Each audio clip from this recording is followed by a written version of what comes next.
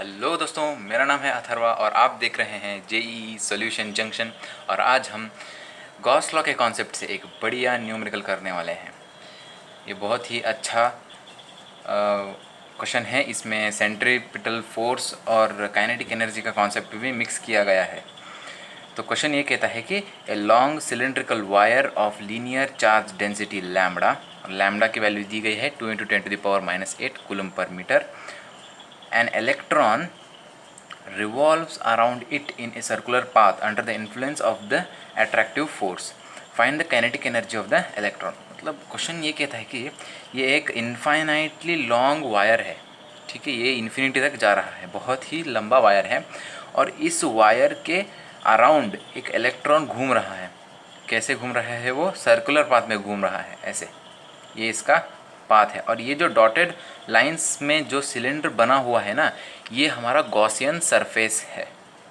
तो हम सब जानते हैं कि गॉस लॉ ये कहता है कि किसी भी एक क्लोज्ड सरफेस में, कोई भी एक क्लोज्ड सरफेस होता है ना, उस क्लोज्ड सरफेस के अंदर कितना चार्ज होता है ना, डिवाइडेड बाय एप्सिलॉन नॉट। मतलब कि जो, ठीक है, मैं लिख के बता देता हूँ, जो इलेक्ट्रिक फ्लक्स फाई होता है ना, उसका value Q divided by epsilon not होता है। ये है गॉस लॉ।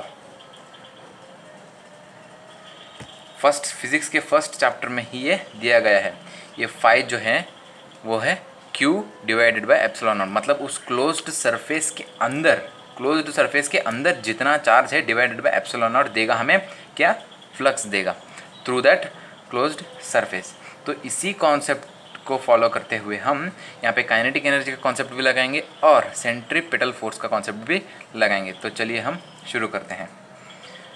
तो सबसे पहले हम इस इलेक्ट्रॉन पर जो फोर्स लग रहा है वो फाइंड कर लेते हैं। फोर्स का फॉर्मूला होता है charge multiplied by electric field. तो अभी हमें इलेक्ट्रिक फील्ड चाहिए होगा।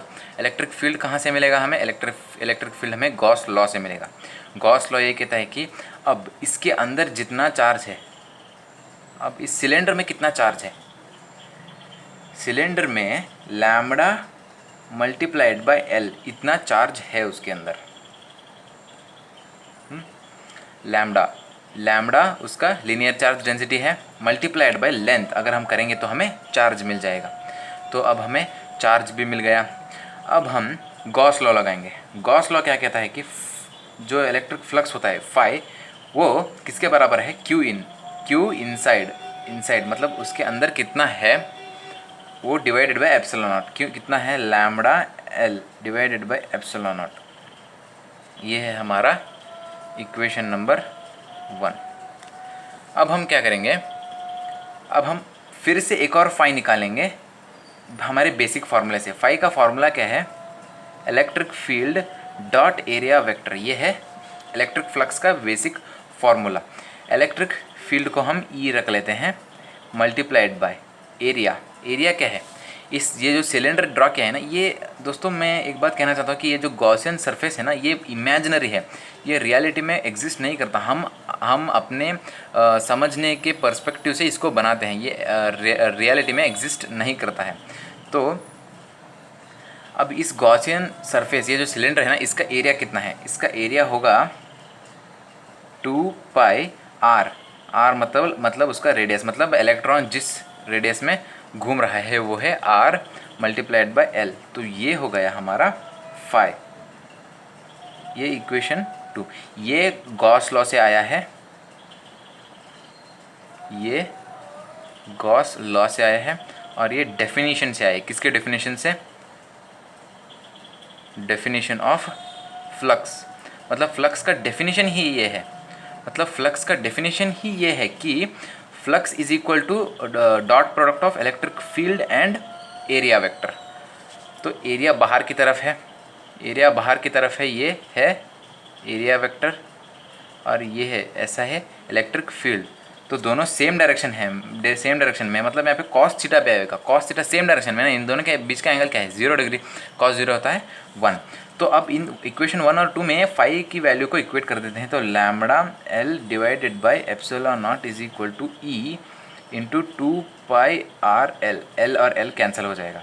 अब हम ई की वैल्यू निकाल सकते हैं जो है 1 divided by 2 pi epsilon naught into lambda divided by R. मैंने ऐसे क्यों लिखा है आपको पता चल गया होगा कि हम 2 से मल्टीप्लाई और 2 से डिवाइड कर देंगे तो ये 2 यहाँ पे आ जाएगा, 2 2 ज़ा 4 आ जाएगा जो कि हो जाएगा 1 by 4 pi epsilon naught into यहाँ पे 2 लैम्बडा बाय आर। इसकी वैल्यू तो हमें पता ही है, 1 बाय 4 पाई एप्सिलॉन नॉट की वैल्यू है 9 इंटू 10 टू द पावर 9। तो ये आ गया इलेक्ट्रिक फील्ड। इसको हम ऐसे भी लिख सकते हैं 2 के लैम्बडा बाय आर, क्योंकि 1 बाय 4 पाई एप्सिलॉन नॉट की वैल्यू क्या है के, हम उसे के से डिनोट करते हैं 1 बाय 4 पाई एप्सिलॉन नॉट को, जिसकी वैल्यू होती है 9 into 10 to the power 9 into 10 to the power 9। Units होते हैं न्यूटन मीटर स्क्वायर पर कूलम स्क्वायर। ओके, अब हम क्या करेंगे, इलेक्ट्रिक फील्ड मिल गया, अब फोर्स निकालेंगे। Force is equal to E multiplied by electric field. अब हमें इलेक्ट्रिक फील्ड पे है, ई भी है, ई मल्टीप्लाई कर देते हैं इसको 2 के लैम्बडा बाय आर इंटू ई। ठीक है, ये आ गया हमारा इक्वेशन नंबर 3। अब हमें पता है कि जो सेंट्रीपिटल, जब भी एक ऑब्जेक्ट ऐसे सर्कुलर पाथ में घूमती है ना तो उसे एक सेंट्रीपिटल फोर्स चाहिए होता है। जब भी एक ऑब्जेक्ट सर्कुलर पाथ में घूमती है ना तो उसे सेंट्रीपिटल फोर्स चाहिए होता है, जिसे हम डिनोट करते हैं एफ और यहाँ पे सबस्क्रिप्ट में सी लिखते हैं। तो उसे सेंट्रीपिटल फोर्स चाहिए होता है। इस केस में सेंट्रीपिटल फोर्स कौन प्रोवाइड कर रहा है, इलेक्ट्रोस्टैटिक फोर्स प्रोवाइड कर रहा है। हम सेंट्रीपिटल फोर्स का फार्मूला लिख देते हैं mv² बाय आर। अब ये जो इलेक्ट्रोस्टैटिक फोर्स है ना, यही हमें प्रोवाइड कर रहा है सेंट्रीपिटल फोर्स। तो इन दोनों को इक्वेट कर देते हैं, mv² by R is equal to 2 के lambda E by R. R और आर कैंसिल हो गए, mv² इज इक्वल टू 2 के लैम्बडा ई। ये हो गया इक्वेशन नंबर 4। हमसे पूछा क्या गया है वो देखते हैं। काइनेटिक एनर्जी पूछी गई है। काइनेटिक एनर्जी का फॉर्मूला तो हम सभी को पता है, छोटा बच्चा भी बोल देगा। काइनेटिक एनर्जी का फॉर्मूला जो है हाफ mv²। अब यहाँ पे हाफ तो कांस्टेंट है, इनटू mv² का वैल्यू हम इक्वेशन 4 से लिख लेते हैं, जो कि है 2 के लैम्बडा ई। 2 के लैम्बडा ई, 2 कैंसिल हो जाएगा, यहाँ पे के लैम्बडा ई आ जाएगा। अब हम सभी वैल्यूज़ को सब्सटीट्यूट करते हैं। 9 into 10 to the power 9 into lambda की वैल्यू भी दी गई है 2 into 10 to the power -8, 2 into 10 to the power -8, और ई की वैल्यू है 1.6 इंटू 10 टू द पावर -19। अगर हम इसको सिंप्लीफाई करेंगे तो आंसर आ जाएगा 2.88 into 10 to the power -17 joules. Kinetic energy मिल गया। तो देखा आपने दोस्तों कितनी आसानी से हमें इसका आंसर मिल गया। तो अगर हम गॉस लॉ लगाते हैं ना तो किसी भी क्वेश्चन का आंसर हमें बहुत ही आसानी से मिल जाएगा। अगर आप इसको सिंप्लीफाई करेंगे, मल्टीप्लाई करेंगे 9 2 18 और 18 को 1.6 से मल्टीप्लाई करेंगे और इसको सिंप्लीफाई करेंगे तो आपका answer 2.88 into 10 to the power -17 joules मिल जाएगा, kinetic energy of the electron. तो आज के लिए इतना ही दोस्तों। तो अगली बार फिर मिलते हैं ऐसे ही अच्छे क्वेश्चन के साथ। तब तक के लिए नमस्कार, ख्याल रखिएगा।